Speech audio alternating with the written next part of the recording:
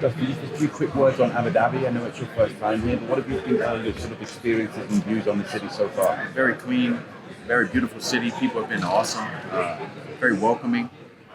I thought because I was fighting a Muslim and this is a majority Muslim area that I would be in enemy territory, but I was completely wrong by thinking that. It's been one of the nicest places. This is my 41st fight, and this is probably one of the most welcoming and inviting and nicest places I've ever fought. It's positioning itself as a capital of tolerance. Is that something that you would agree with? Yeah, everybody.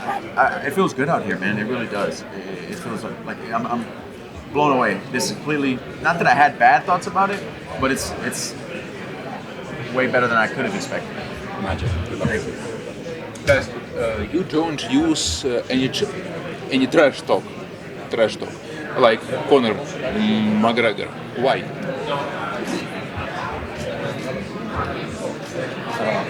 It's a silly question.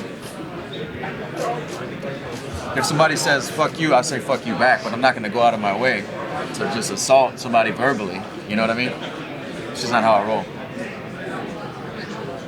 I was speaking to Mike Brown yesterday, and he was telling me that he thinks like the underdog status. He said, "I used to love fighting underdog status. It made me fight even harder." And he goes, "I think Dustin is pretty much exactly the same guy like that." Yeah. Would you agree? Like he said, it brings the best out of him. It does, because everybody who's on that side of the fence is expecting me to get thrashed and humiliated, right? So I can only do better, right?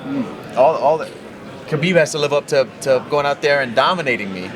You know, if he doesn't go out there and beat me up and stop me early, he's gonna do worse than everybody predicted him to do.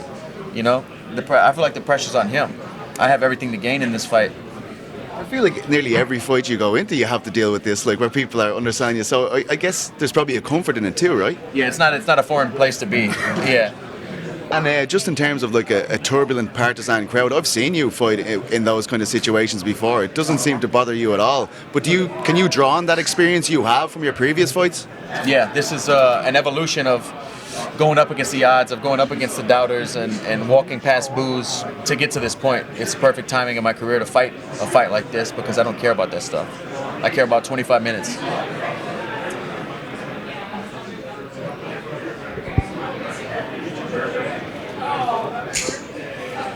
Is there anything when you see, like, I mean, with Khabib's wrestling, you keep on talking about the strengths, right? That you're focusing on your strengths, not his.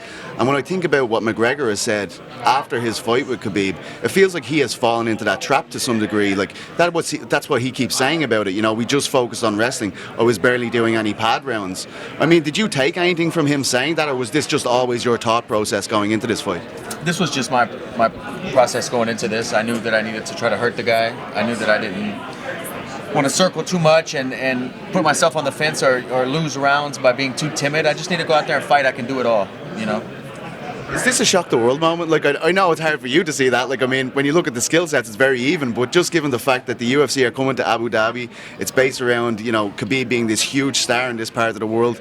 Like, can you safely say it is probably a shock the world moment if you pull this off on Saturday? 100%, without a doubt in my mind. There's no question about it. This is I'm going to shake up the world. And obviously you want to go back to the States then immediately for the first title defense after doing this. Is that what you'd want? We'll see. Whatever the UFC wants to do and whatever we can agree on. But I just want to bring the belt back to the States and bring it to my daughter.